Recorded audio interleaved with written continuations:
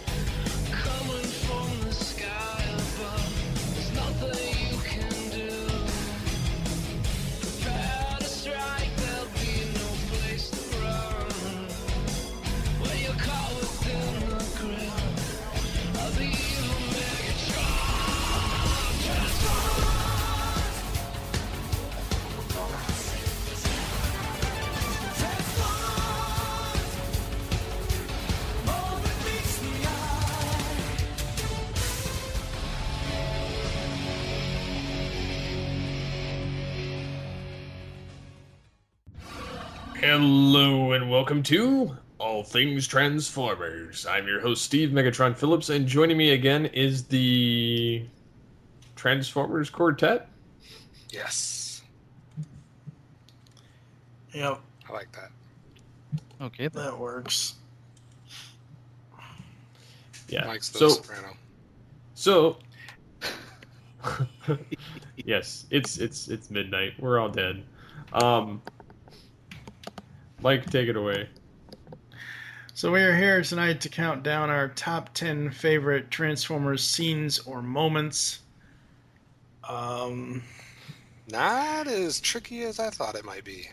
Yeah, honestly, like after last time, after we recorded episode 45, I said to you guys off air that I was like, I'm not sure if I can make a top 10 list here. And then I sat down for about, I don't know, less than 30 minutes and pretty much thought of the 10 most favorable moments for me, and it was pretty easy. On my list, I didn't even have to make a list of more than 10. I just thought of the moments that I knew I absolutely loved, and that was my 10. I have 2 honorable mentions that we'll get to at the end, because I guarantee you at least 2 out of the 4 of us here will start groaning for one of my honorable mentions if I actually put it on my list.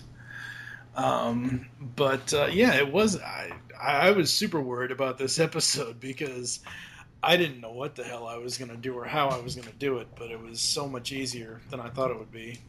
How did you come up with your list, Kev? I know you made, because you've told me you made at least 20 or 30 different entries and then you whittled it down, but how else did you... Similar to how we did with the favorite characters, I kind of took each thing, G1, the Transformers, the movie, Beast Wars, Beast Machines, Transformers Prime, animated, the Unicron Trilogy, and the Bay films, and just started thinking of any moments that stood out to me, reviewed some of the episodes to try to pick stuff out, and once I slapped everything down on my little spreadsheet, I think I had around 20 to 25 moments, kind of went through and bolded out the for sure things, and when I got done bolding for sure things, I basically had 10. I kind of went back and forth on my 10th one, switched it out a couple different times with another one until I finalized it, but the other 9 were for sure in there. So I guess that means I was pretty definitive on my end. And I'm guessing, Mr. Wilson, you just went from current to back to the old days, right? Not so much. I think I took a similar approach. I just was trying to think of what popped into my head first when I thought about Transformers, and it was more lines of dialogue than scenes. I mean, a few scenes popped out at me that I could remember, but for the most part, it was like memorable bits of dialogue. Right. What about you, Steve? It's pretty much things that I can sit and watch over and over based on not only dialogue but the things going on screen. For a minute there, I thought he was going to have, number 10, Megatron, number 9, Megatron, number 8, Megatron. We're not doing characters. I gave that a fair shake. No. I'm saying, like, every moment or quote would be from Beast Wars Megatron. Could have done top 10 quotes, darn it. Well, yeah, we could have. That would be a short show.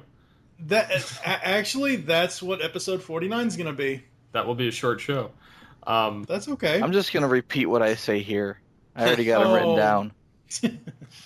So you just take the dialogue, the one line of dialogue out of the scene. Yeah. There we go.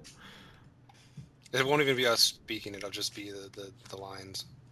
Like Optimus Solo, number 10, and just play a line. Optimus Solo, number 9, play a line. It'd be like a drinking game. Every time Optimus speaks, drink. Every time Beast Wars Megatron says yes or no, take a drink. Do it, Steve. You know you want to. Why? No. Yes. And we're drunk. Yep, pretty much. So we're going to go reverse order, right? Mike, you're going first? No. We're going to take a quick break and hear some audio clips, and then we'll get into the countdown after this. Rules were meant to be broken. You gotta tune up or tune out, old bot. Me, Grimlock, need new strategy. No, not fair. Why is we need minding our own business when bang! This whole stasis pod right up the kazootie. I'd like some wine with that wine. G1 Megatron. No! I'll crush you with my bare hands! Transformers Prime Megatron. And one shall fall. You, Optimus Prime! G1 Megatron. I would have waited an eternity for this. It's over, Prime. Transformers Prime Megatron.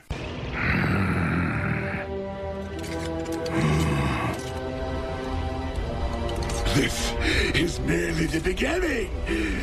I now possess enough Dark Energon to reanimate Unicron himself. Yes!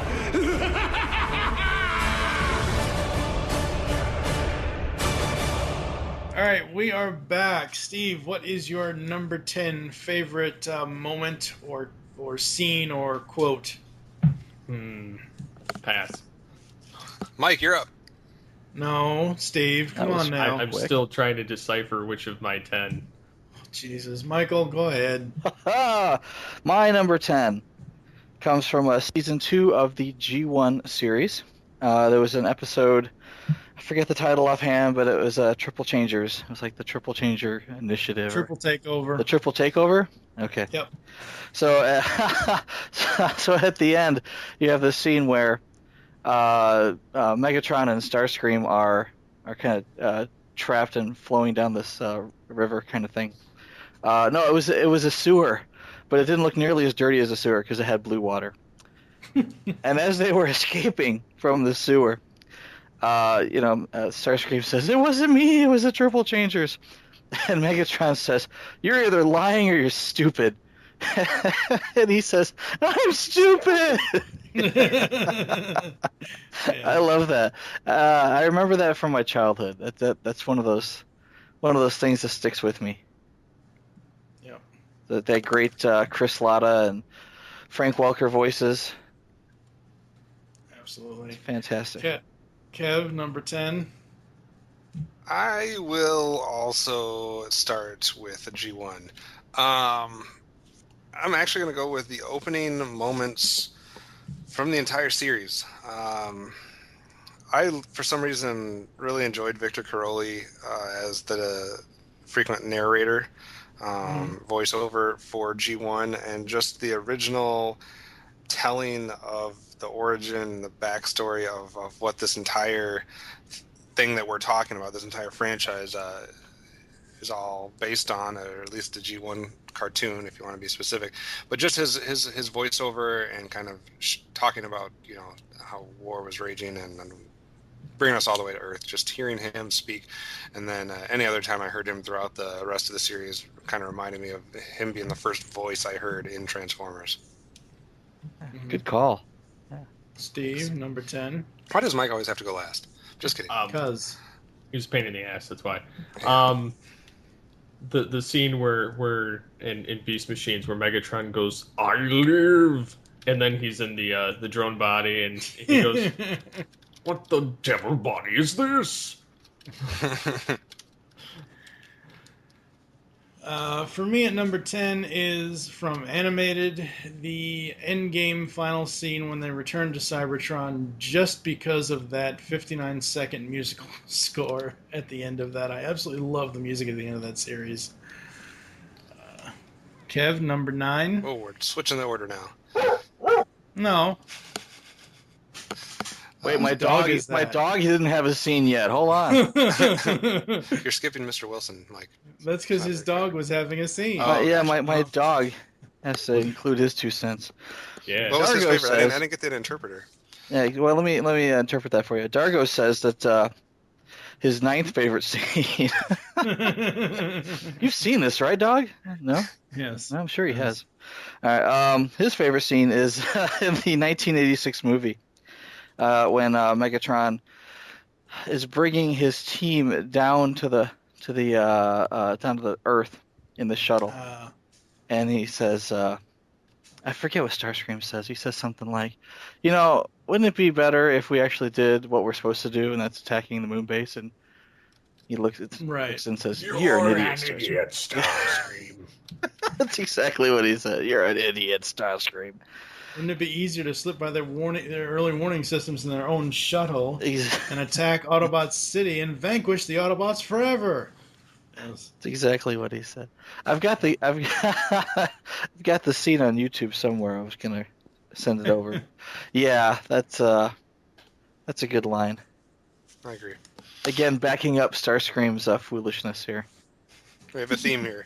Exactly. My number 9. So far, Michael and I are, I guess, thinking alike, because I'm going to also go to Transformers the movie.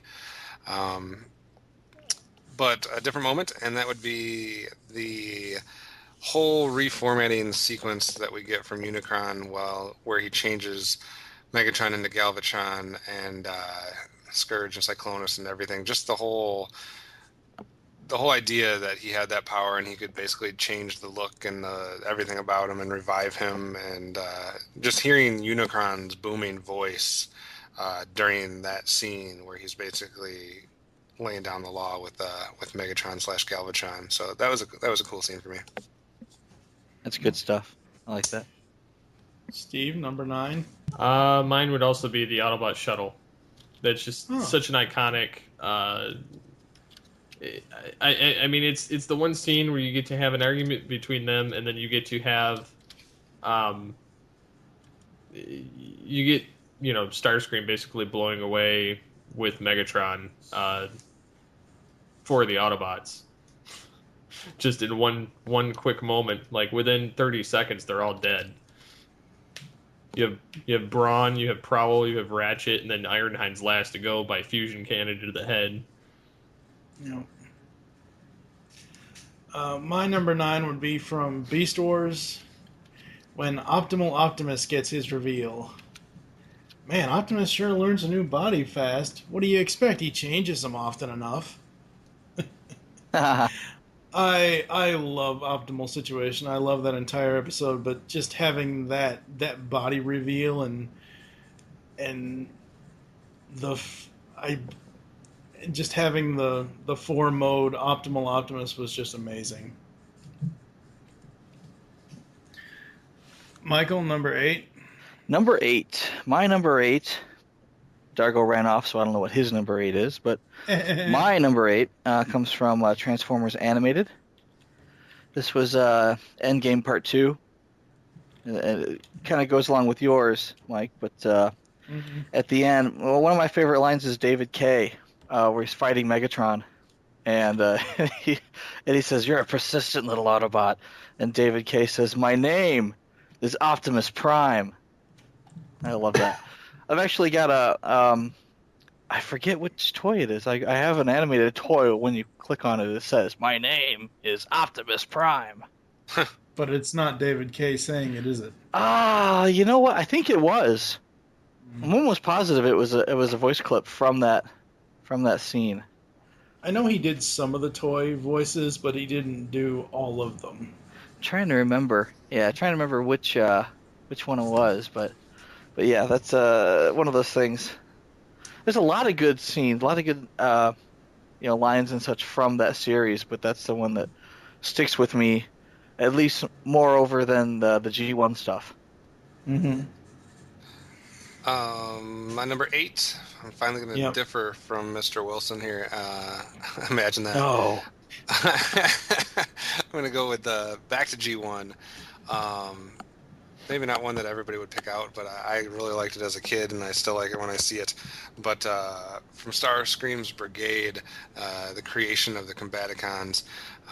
Now, we had seen Combiners before this, but just the whole idea that Starscream was creating this, and that he was going to Cybertron to find these sparks, etc. I just liked the idea, and that he had his own little army there and creating the Combaticons. So that was a cool moment for me.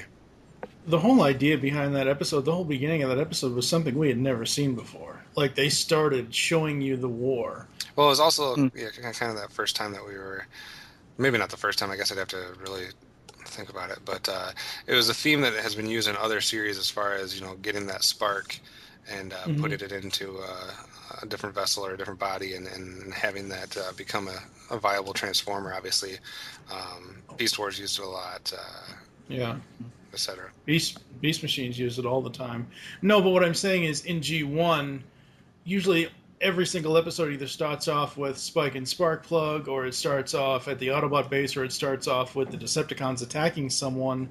We never had an episode until Starscream's Brigade that actually started with showing you an action, because they were mimicking World War II. Right. I believe. I want to say it was like 1940... 1943. Yeah, it was later. It was during the Pacific Theater. Right, yeah. But the part from that episode that really sticks with me the most is at the end, where they're stranded on that asteroid. Mm-hmm. Nice. That was cool. Yeah, and I mean, technically that is a two-parter, Starscream's Brigade and The Revenge of Bruticus. That's just they leave it off on that cliffhanger. Right, yeah, they start the next episode on the asteroid. Yep. Steve, number 8? It would have to be the scene where Starscream comes back to life by hand of Unicron, and Starscream is supposed to be plugging him in and tells him to go screw himself and leaves.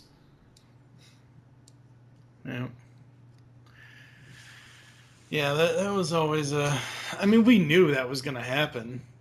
Well, yeah, I mean, Starscream's a traitor. Yeah. I didn't think that was going to happen. I really thought he was going to go through with it. Starscream's, what's in it for me? That's always number one. And then once he gets what he wants, it's like, screw you guys, I'm going home. So it was funny. On the other hand, it's good that he didn't. Because we would be really screwed because, could you imagine Unicron being in Cybertron? Well, Unicron being in Cybertron and with no Optimus Prime. Yep. We have the Matrix. He doesn't know how to open the damn thing. He had to kill himself to talk to it. So, it's just kill yourself, Rodimus. Optimus Prime is like, what are you doing here, Rodimus? I needed a pep talk, Optimus. I killed myself again. Get your ass back to battle. My number 8 is from Transformers Prime. I believe this is in season 1, episode 20, Partners. It's Rock Bottom, when Megatron is trapped in the cave, and Starscream is going to leave him there, and Starscream gets to the surface, and Steve Bloom with his voice goes all diva, fearing Megatron's reaction after attempting to kill him. I thought that was great, and so that's my number 8. Michael, number 7? Number 7. Okay, now I'm surprised no one has picked this yet, and I'm sure someone's going to pick it, probably for their number 1, but it was the scene in Transformers the movie in '86. When I say Transformers the movie, I'm going to say, it should be implied. Exactly, it's implied. It's a If we don't say 1986 Bay, cartoon. then it's Yeah, I mean, if we don't say Bay, then we know what the hell you're talking about. Just get to it already. We're not going to say Bay. Come on now. All right. So, but it was the Optimus Prime death scene. Yeah, the whole scene where they're gathered around his deathbed, and they he's trying to pass the Matrix on, and they drop it, and he finally turns gray and dies, and everybody's crying, and it was an emotional scene. I think it touched everyone who ever seen it. Mm-hmm. True that. Kev? All right, Steve will appreciate this. I'm going to Beast Wars here. Beast Wars for my number 7, and that would be something we kind of mentioned when we were talking about characters, I guess. But the whole, just about every moment where Waspinator is being possessed by the ghost of Starscream, that's just an enjoyable thing to see Waspinator and Starscream kind of intertwined, I guess. So I like that moment. It's moments plural, I guess, on that one. Steve, number 7. Just to save time, I'm going to go with the same one because I was debating whether it was going to be my next one or this one. So, but yeah, it's kind of hard to argue with another possession by Starscream. So you didn't like that more than Kevin? I have some other scenes that are trailing a little bit ahead that are a little bit more almost important, I would say. Yeah. I think that one would have fallen in my honorable mentions. Yeah, you G1 addict, you. Exactly. Don't worry, you won't find any animated in mine. Lord, here we go. All right, my number 7. I'm going to stick with Transformers Prime here. Going to go to Predacons Rising when Smokescreen is more concerned with what to call Mega Unitron or Unimegacron or whatever than he is with actually dealing. No, he said it, not me. There's nothing I can do. The character said it. So that's my number 7. Michael, you're number 6. Hold on. What comes after 7? My number 6. Optimus Primal. It was in the Agenda Part 3 that they were trying to get into the Ark to get Megatron out of the Ark. And as they're trying to bust through the hull, they can't quite get it. Because Rat Trap says, "This thing wasn't built; it was poured." And the line that sticks with me here is Optimus Primal saying, "Diecast construction, it's a lost art." He totally breaks the fourth wall here to remind us that all the current toys are plastic. They don't make cool toys anymore. No, they don't. Or at least they don't make toys that aren't going to bust apart in your hands. I mean, granted, there was huge leaps in technology like the ball joint, but as far as having chunks of the toy entirely made out of metal, you just didn't see that anymore.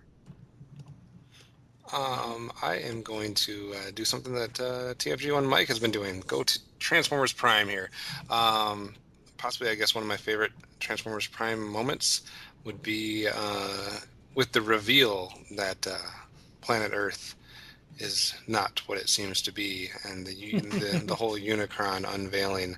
I guess I didn't necessarily see that coming. John Noble did a great job with Unicron's voice, I thought, and that was just a cool moment in that series to kind of see things flipped upside down for a minute. Best line from that reveal. What is this I sense? The taint of Primus? The taint of Primus? Yes. Steve, you're number 6? My number 6 would be the scene where Optimus Primal comes back from the dead in Coming of the Fusors Part 2. Where the Maximals are like, "This is it," and Dinobot's like, "Finish," he's just, this is the end, and Megatron's like, "Finish it."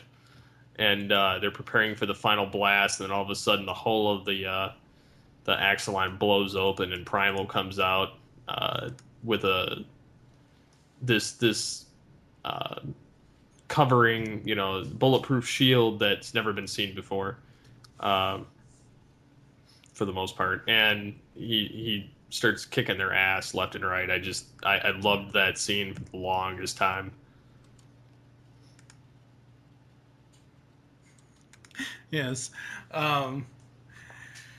For me, number 6, it was a real toss-up because I was trying to pick my favorite moment of Waspinator getting destroyed.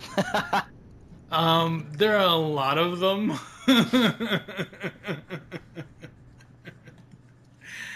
And I was going to put in here Dinobot 2 shredding him, Transmetal 2 Dinobot shredding him, but I think I'm going to go with Rhinox's chain gun blowing him to bits. I love that scene.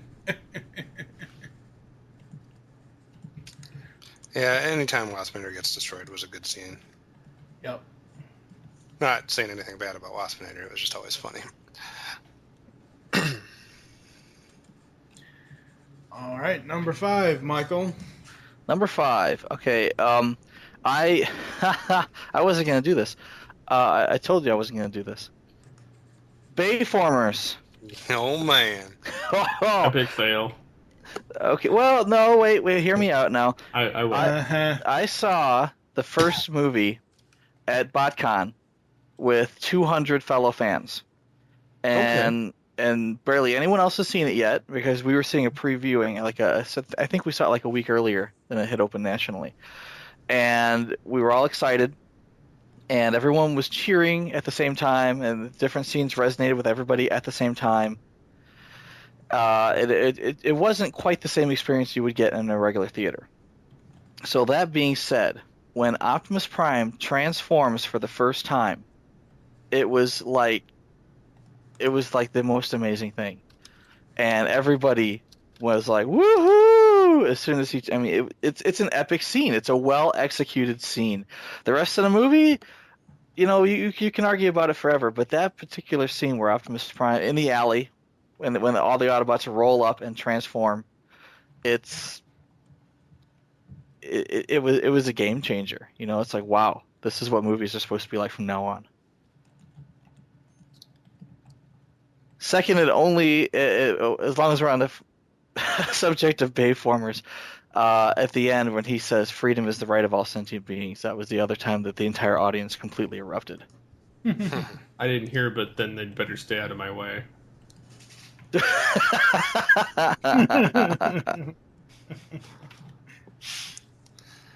Oh goodness. I don't have any problem with him mentioning Bay in that respect.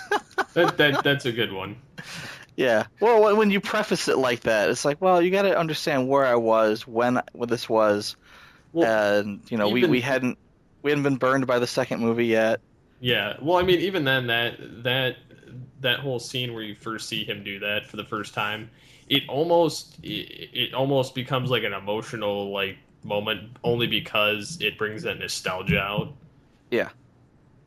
And let's face it, the only cool thing about the second movie was Ravage.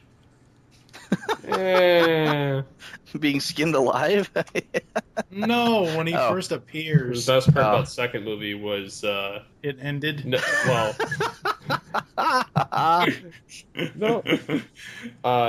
it's the original Soundwave hanging out in the sky for a repeat scene. Oh yeah, Dr. Claw. Yeah. No. Autobots converging upon this point. It would have been funnier if they had gotten the guy that does the Krang and Nolan North to do it. Oh yeah. We are following the Autobots that are there on the Earth. No. The ones that are called Autobots on the planet that is called the Earth. Yeah, you had the voice. I love that. That would have been hilarious. I love that. Do that for the fifth one.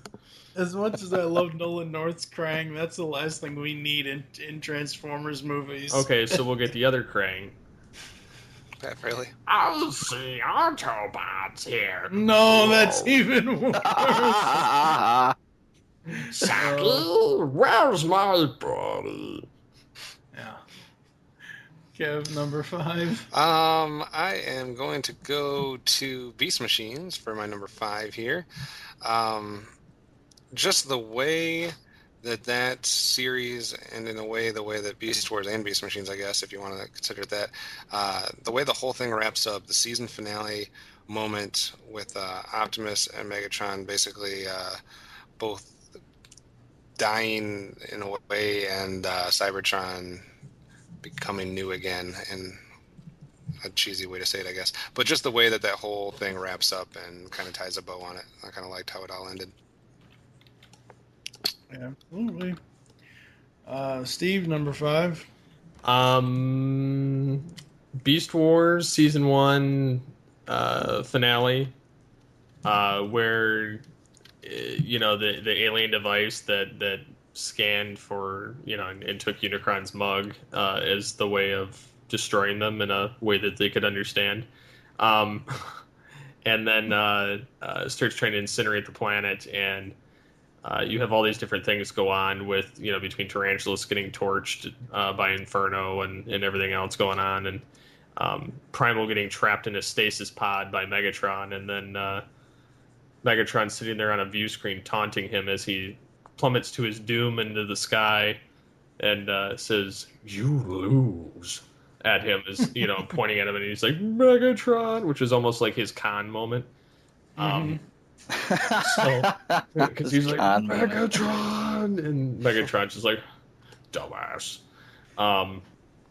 as he blows up. So I mean, that was a pretty iconic scene, and way for Optimus to go. Of course, at the time, I didn't know that was pretty common with an Optimus figure.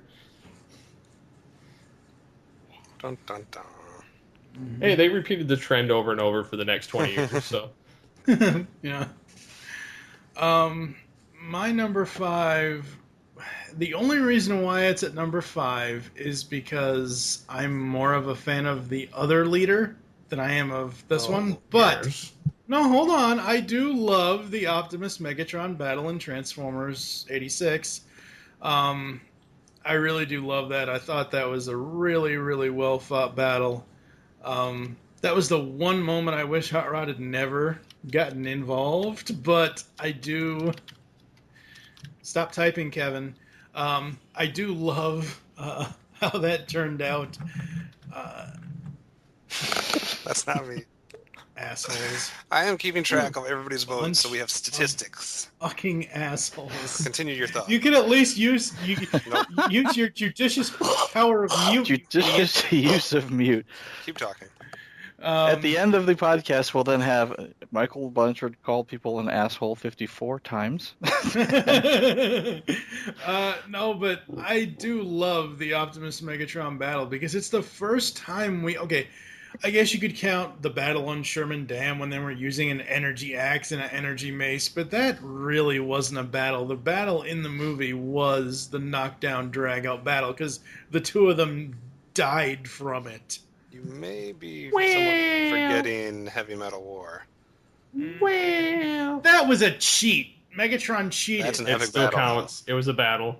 That was an epic battle where Optimus was getting his ass handed to him. It was a Because can of whoop Megatron ass fucking cheated. Well, regardless. It was a can of whoop ass.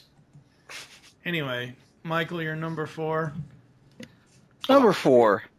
Sorry. G1 movie from 86 again.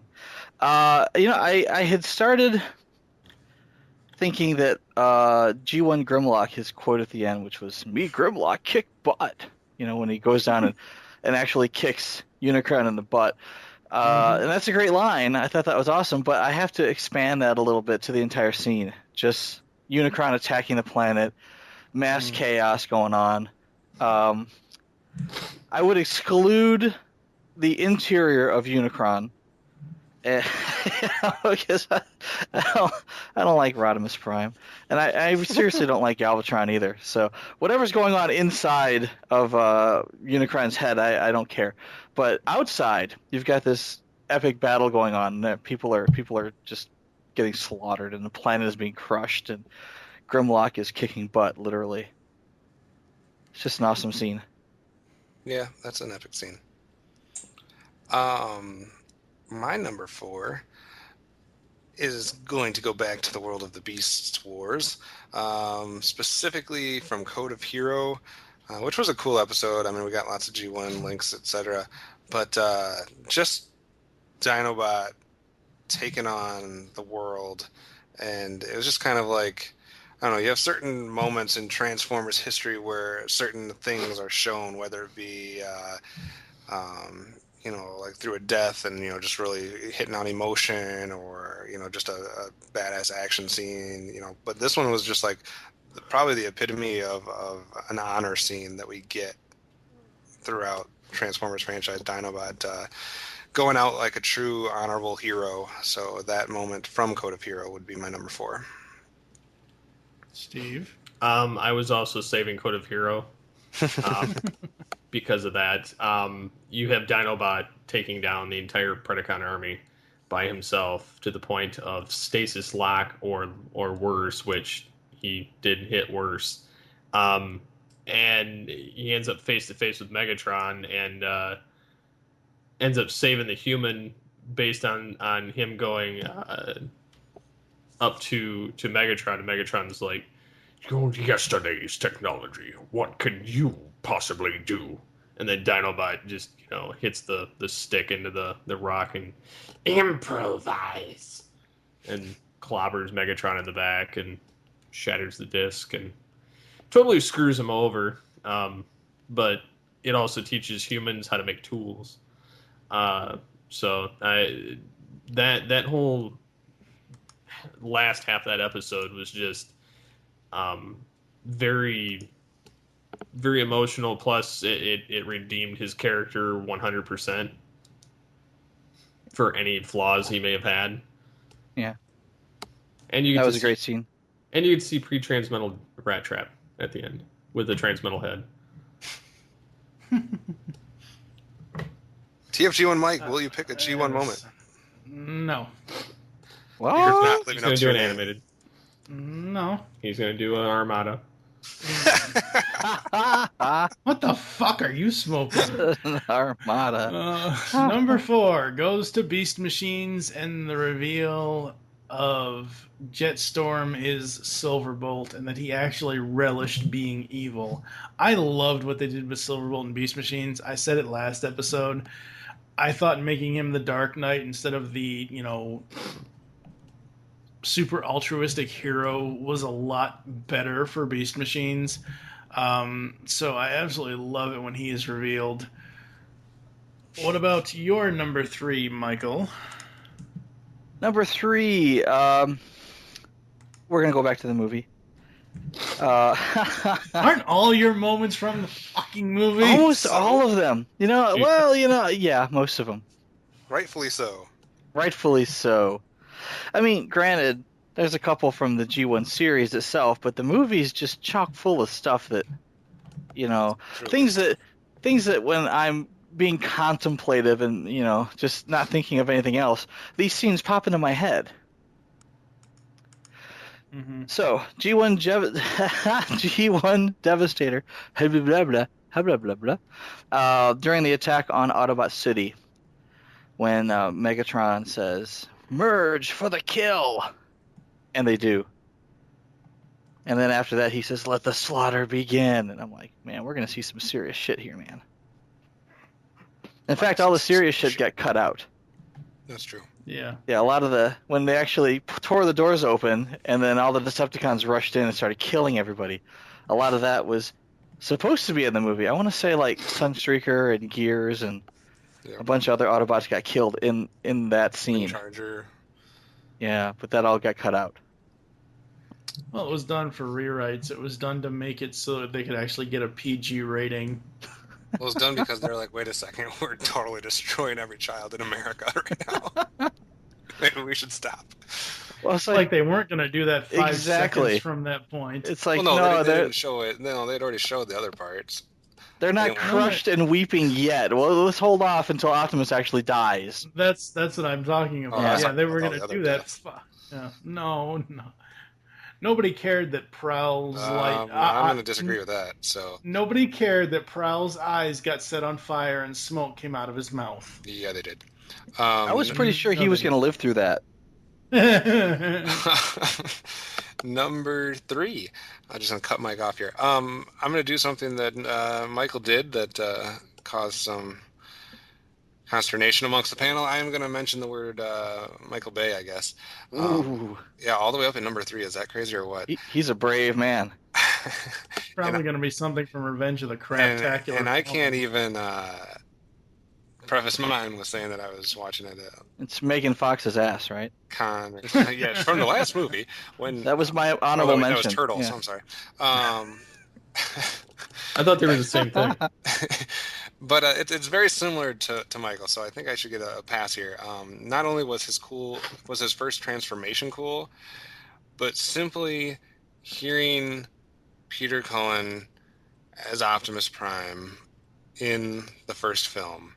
I don't care if you want to go with his opening monologue or the final monologue that he gives, but something about hearing Cullen's voice in a monologue from Prime was just like, it gave me shivers. You weren't allowed to cheer in your theater, though. No. Yeah. But it was just like, oh, that's so perfect hearing his voice. Like, that makes this movie okay for a minute. So yeah, I was happy with the movie. I don't know. I mean, like I said, we hadn't yet suffered through the second one. We didn't really have much to compare it to other than this is awesome. The first one, I'll give you a pass on. That one was kind of hard to sit and argue with. Everything past that, I've wanted to choke a bitch. Yeah. Although the first one was still the hardest one to figure out what was going on in any type of fight scene. It was, but it was something new. But at the same time, it wasn't. I don't know. It wasn't tainted by movie film money at that point. But I guess my point with this one is if you take Peter Cullen out of that film and insert some other voice actor, it's a crap. I don't even know what that effect would be on that movie. Like, his voice doing that for me is what kind of tied it all together and made it, something that I could get behind. Well, that was the redeeming quality of the film. So my one Bay moment will be that moment, and I will not say the word again. Steve, number 3. Beast Wars. I am the Alpha and the Omega. Say it. Say it. That's probably his number 1. I'm going to hold off on that one. But it's what? The scene where he goes, I am Alpha and Omega, the beginning and the end. No, I would say that the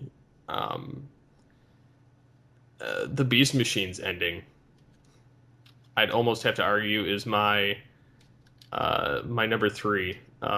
Just because, not that I didn't like that one. That's like constantly one of the ones I'm torn with scene wise. But I find I like these other two scenes more. Based on the dialogue, but this one I like because of the fighting, and then the fact that even though Megatron's using the optimal body and 4 times the size of optimal at this point, Primal and the Oracle take his ass down to the center of the planet before reformatting him. But I love that whole scene towards the end of that episode. And then Cybertron had flowers. And then it had Waspa Thrustinator. Yeah. That was awesome. You had to have something to pollinate the flowers. Yeah. Nothing like a robo face with a wasp ass. Oh my God. Wasp ass. It's like swamp ass, but his brothers broke ass and Poaz and gonna beat yo ass. My number 3 goes back to Transformers Animated, the scene where shut the hell up. The scene where Shockwave finally gets his true colors, because I was so pissed the entire time that Long Arm would ever put the Shockwave form on, and he was fucking gray. I hated that. And then it was actually funny. That Saturday that I saw that was the Sunday after that, was when Derek J. Wyatt said, "Go to Target. The shockwaves are $5." All is forgiven. Yes, exactly. Michael, you're number 2. Number 2. Can you guess where it's going to be from? I don't know, but I think it's going to be shit. Unicron. Hey, you can't shit on Unicron. That's right. Well, you said it was number 2. No, actually, this is the same as. I get it. I was going to say, if he's talking about Transformers Prime Unicron, technically all of the sewers lead to the center of the planet. So technically the entire planet shits on Unicron. Bad pun. All roads lead to the Roload at the center of the planet. The Roload. The Roload. The Roload. Speaking is not my strong point. I'm sorry. Me not speak so well? Yeah, Kevin's number 9 is my number 2 because I liked it a lot more than Kevin. Hey, I listed it. Yeah, that's when Unicron meets Megatron or Megatron meets Unicron, the whole Orson Welles dialogue is awesome, and again there's these lines that pop out at me that I will use in conversation, like when he says that it pleases me to be the first. I say this. Someone will be like, wow, that's never happened before. And I'll be like, well, it pleases me to be the first. No one has any idea where this comes from. It's like, is that a line from something? No, that's me. That's totally me. I totally made that up. That's totally me. I'm just a really good life writer. Exactly. Or he says, what is it? There was another line that I say. But yeah, that whole scene where Megatron gets reformatted, it's just really cool. I really like that one. You know what? Before we it's like go taking any a further, 3rd-degree burn victim and then scraping the skin off and putting new on. was it you that was arguing last time that it was actually Megatron innards and it was just new skin and stuff? It's like, no, he changed the whole thing. The whole thing changed, man. Well, like all the little squiggly lines, the little pink squiggly lines, they all moved. All the innards were different. Yeah. Anyway. Same brain. Same brain. Or maybe, I don't know. Body. He didn't say, oh, my name is Megatron. He said, my name is Galvatron. I like Michael Wilson. Kev? I'm going to try to add some more points into the Transformers the movie column, I guess. And it's almost impossible to beat this. This really could be my number 1, but it's just missing out to be number 2 here.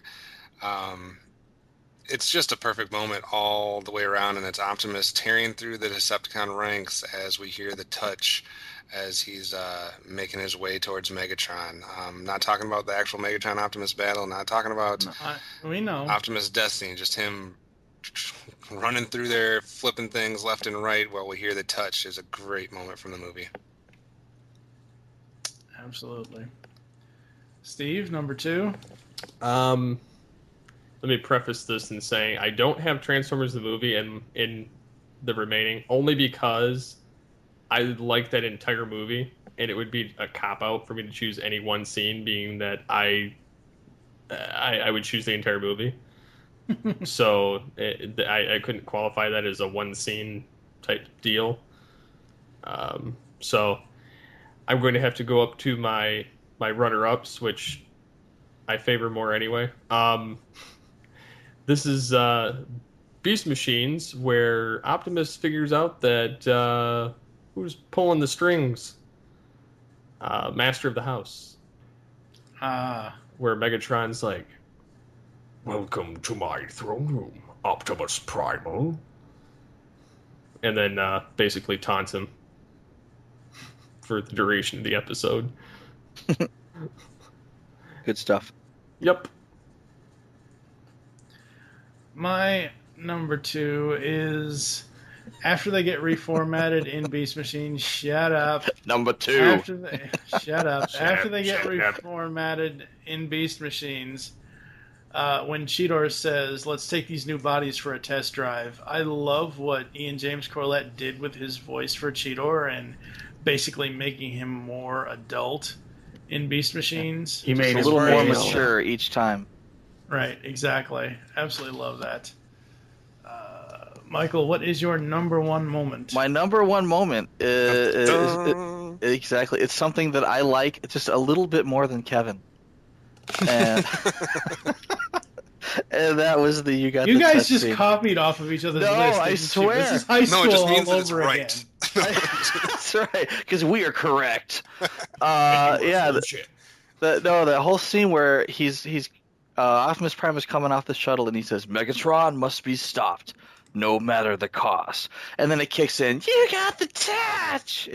So hard to It's beat awesome. It's just, yeah, Stan Bush, man. that. It was so many different things that were right with that scene. Like, it's not just like it's like 17 things that are good. It's not even the Megatron versus Optimus fight, which oddly I didn't mention in my top 10. It was getting to that point that was just so epic. That whole Optimus Prime is driving right down the middle of Autobot City, taking people out left and right. He's got these front thrusters that who knew they were there, and he shoots up into the air and transforms and does a flip and just starts shooting everybody as he's flipping. It's like, holy crap, he's Hero flipping and has he's arrived. shooting people. Yeah. That's right. Savior's coming for us.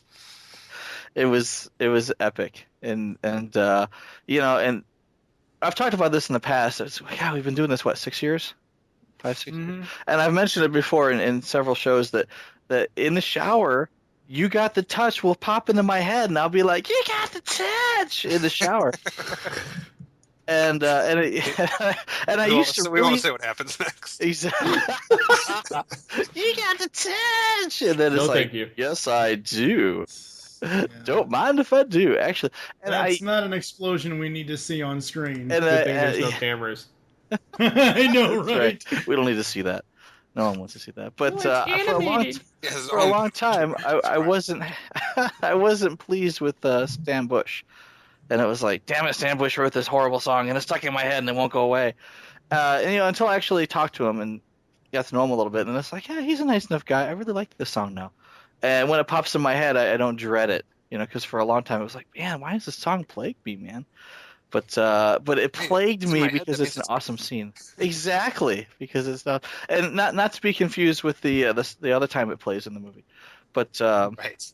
But that scene, Megatron must be stopped, no matter the cost. And it's like, oh, you go get him, Optimus, get him.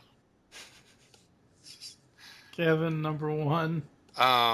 Just the slightest ever of slivers ahead of that one for me. And it's just me personally. I know a lot of people didn't probably have the same impact from the scene, and Optimus' death and this, that, and the other were probably more impactful or whatever.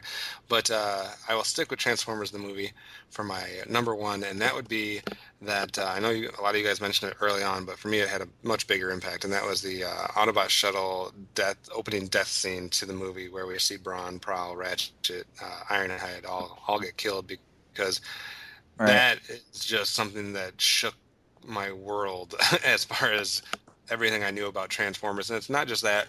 I'm a morbid evil person that had always wanted a character from one of the cartoons to actually die. I don't know why, but that's horrible to say. But it's like it was that artificial part of what always took me out of cartoons. I could never get completely sunk into a cartoon because I knew nobody was ever going to die. Like, everybody always comes back. The bad guy never wins.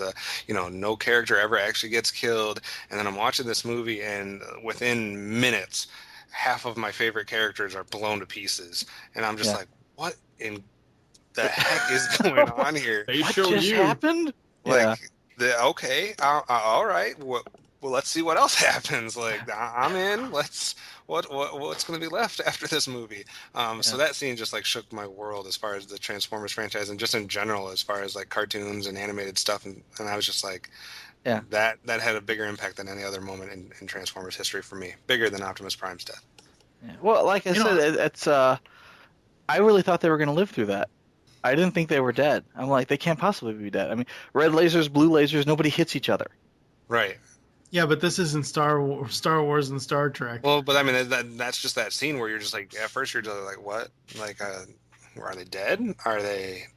What's going on? And then I mean, when Megatron basically shoots Ironhide, it's like, oh, that doesn't seem to be a joke. Oh, no. Because they can't even show where he shot him. Because he shot his head off. Like, wow, guys. So that was I'm really surprised you didn't. You might mention it in your honorable mention, so I may be jumping the gun on you here, but I'm really surprised you didn't mention your favorite G1 character getting eaten by Unicron. Jazz. When Jazz and Cliff Jumper got eaten. Yeah.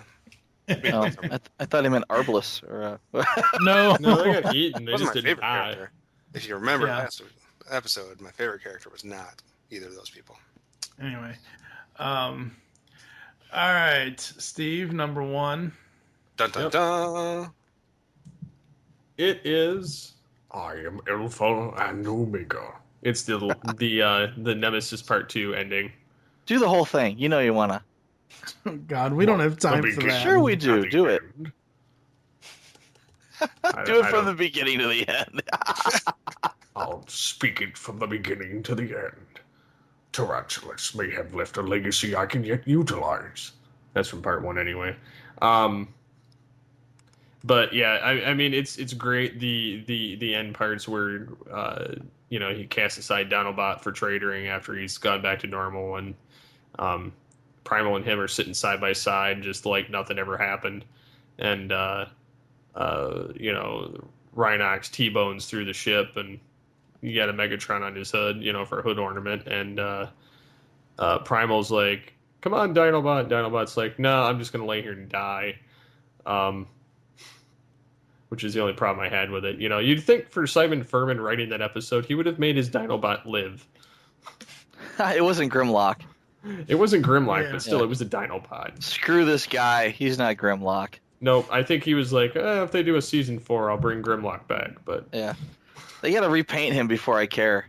Yeah, he's like, he's got to be white, and he's got to be me, Grimlock, stupid. I mean, technically, he was white. Transmetal 2 Dinobot was white. Yeah, so he should have just taken it. Yeah. Take it, ran with it. Oh shit. I was gonna say, no, he's not. He was kind of a weird, but that was the Fox Kids repaint. Yeah, never mind. Yeah, exactly. Yeah. All right. And my number 1, can anybody guess? Oh, I absolutely can't, because you've had Beast The Machines girl and who loves animated Power in the Glide? last 3. No, Steve. The girl who loves Power Glide. You know better than that. He likes Come the on rhino now. farts. The appearance of Springer. Oh, hell no. Wheelie? I am not Spada, thank you. Unicron trilogy. Michael Bay. Friend Robots in find, look disguise. behind. We're just trying to figure out how your brain works, Mike. We're going with our best guesses here. Grimlock's new brain. That's part of the show. Not well, yeah, that's technically what. No, but no. The Rodimus Galvatron fight. Which was Absolutely sadly love it. anticlimactic. No, it wasn't. It friggin' worked. Until Prime told him to. That's kind of like the exact opposite of my. Oh, criminy! Which one was it? Number. You don't even friggin' remember. I'm looking at my list. I'm like, shit, man, I got a lot of stuff here. Which one was it? I don't have it. It's like anyway. Like the external of Unicron, and you're going with the internal of Unicron. That was like the worst part of that scene. Yeah, you're number 4. No, it wasn't.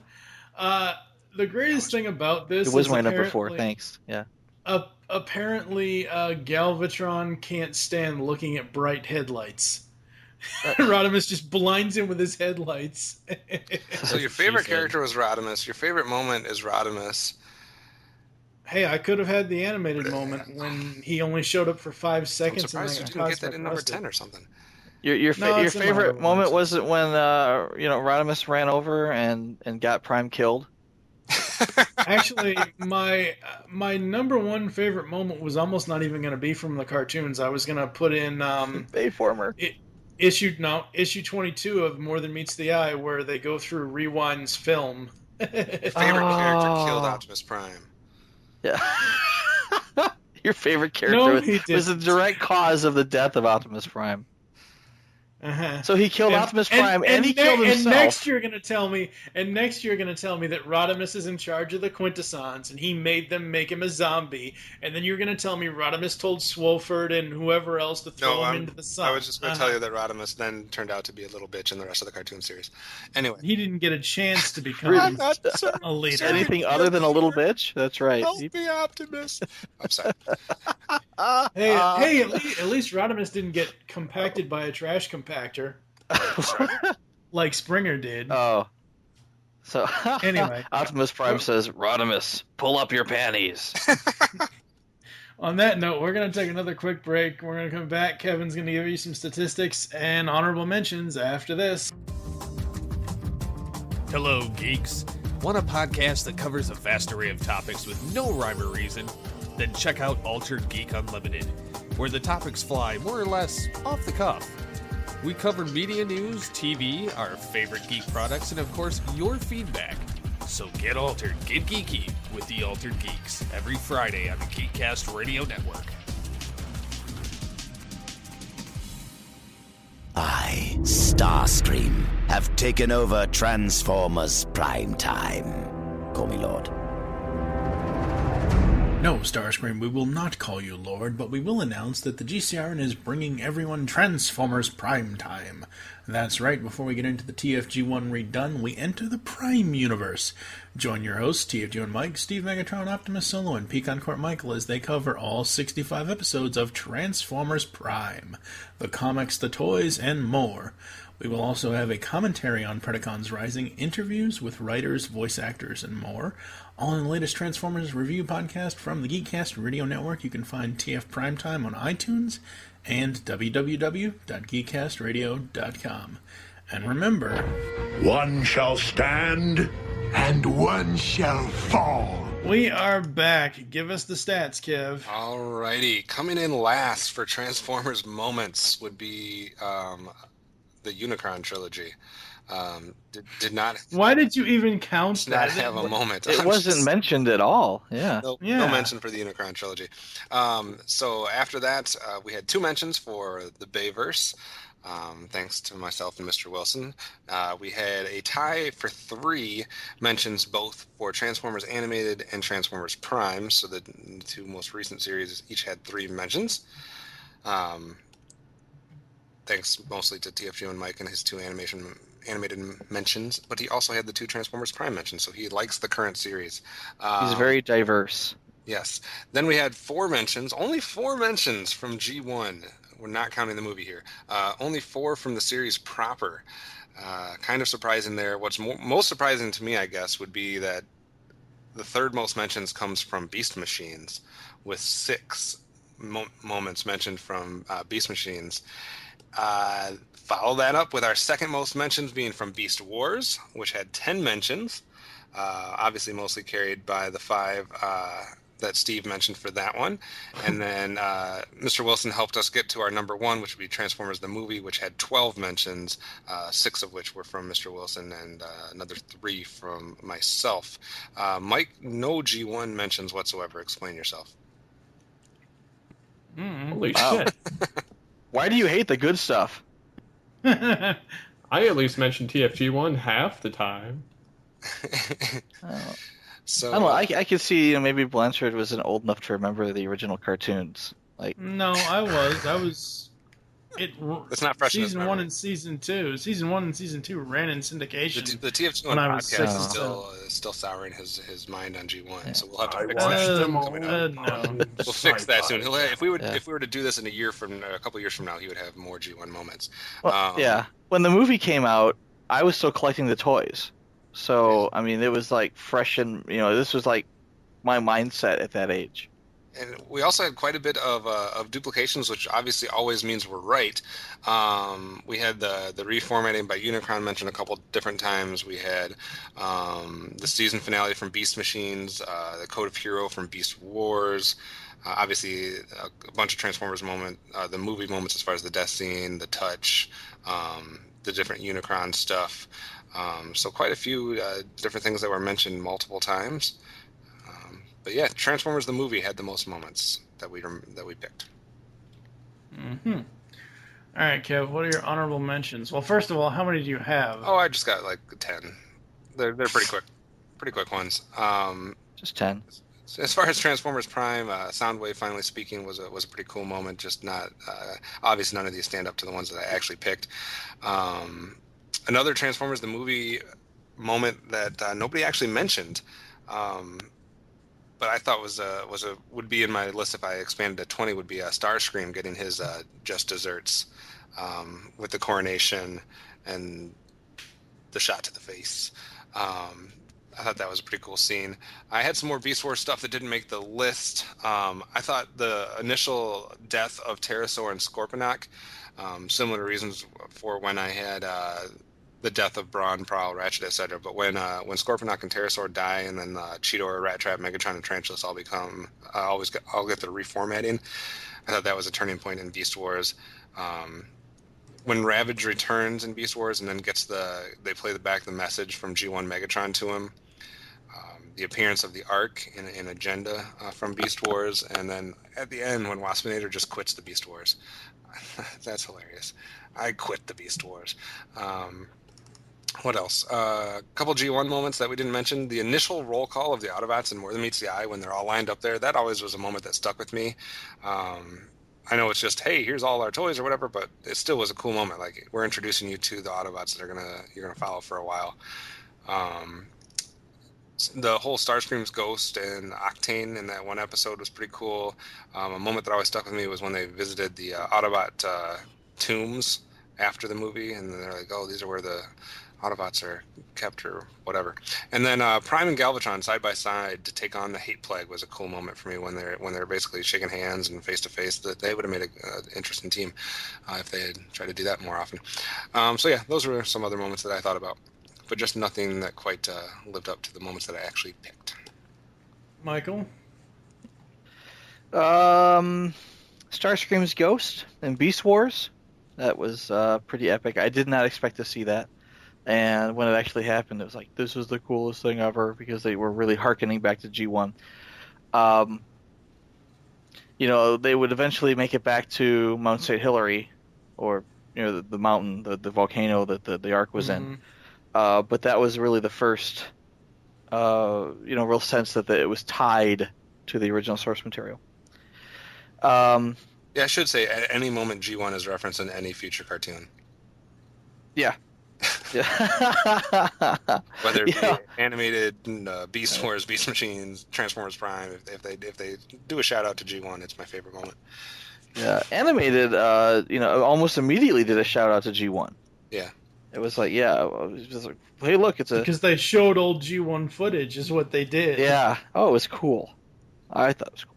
Anyway, let's see where was Beast Wars Megatron. And Steve will appreciate this, but another line that I will actually say in conversation with people, it comes from Beast Wars Megatron, and he said, I think it was Quick Strike who said, "Are you talking to yourself?" And Megatron says, "I have a penchant for intelligent conversation." Black Arachnia. Was it Black Arachnia? Yep. Okay. I talk to myself because I have a penchant for intelligent conversation. Nice. And again, it's one of those things that nobody outside of the Transformers fandom will recognize, and they're like, "Oh, that's interesting." He was saying something along the lines of, "Oh yes, I am good, aren't I?" And then Black Arachnia is like, "Who are you talking to? Or why are you talking to yourself?" And he's, "I simply have a penchant for intelligent conversation." That's perfect. I love it when Megatron talks to himself. I do that at work to screw with people. Any others, Michael? No, not offhand. That'll do it for the day, for the night. Steve, honorable mentions. I have to agree with every one of them that's been mentioned thus far. I would definitely list all of those. Yeah. All right then. For me, the entirety of the fart and burping scenes from Rhinox in the Low Road. Of course. When Dinobot 2 shreds Waspinator.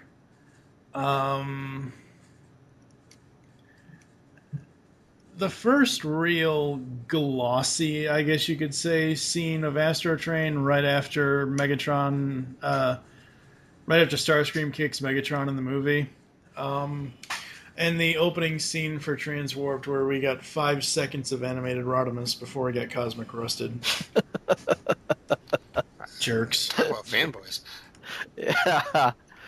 So are you channeling your inner Proto Man? No. He's got it worse than I do. I mean, he's got like a million things that are Rodimus based. Anyway, I think that's going to do it for this episode. Next time in episode 47, oh boy, it's going to be a long one, or we may have to decide what we're going to do on this, but I have listed our top 10 favorite Transformers voice actors and our top 10 favorite Transformers voices. Oh, man. So that'll be episode 47. I can't wait. I'm sure. Steve, why don't you take us out? You realize that one's going to be long. Well, not only that, but it's going to be a lot of the same. You never know. Well, I mean, when you got Frank Welker doing 12 characters in one series, and Scott McNeil doing 4 in one program, and Those would be people that you could list as your favorite voice actors, and then for voices, you could pick multiple from one person if you wanted to. Yeah. She'll be interesting anyway. So, thank you for listening to All Things Transformers. Catch us next time when we talk about all of that. And till all are one. RC reporting in. You're listening to All Things Transformers.